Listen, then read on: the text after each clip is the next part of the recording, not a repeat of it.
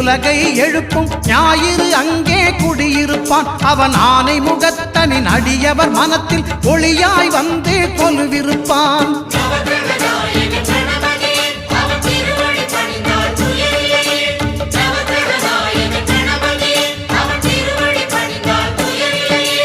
ஒன்பது கோளும் ஒன்றாய் காண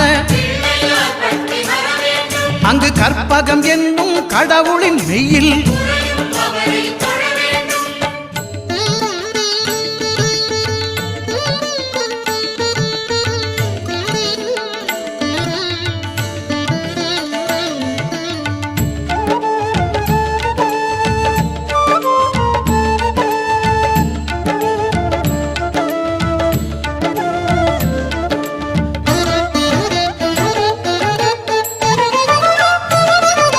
திங்கள் பகவான் திருமுகம் காண அங்கு கற்பக பெருமான் தொப்புள் குழியில் திங்கள் பகவான் திருமுகம் காண அங்கு கற்பக பெருமான் தொப்புள் குழியில்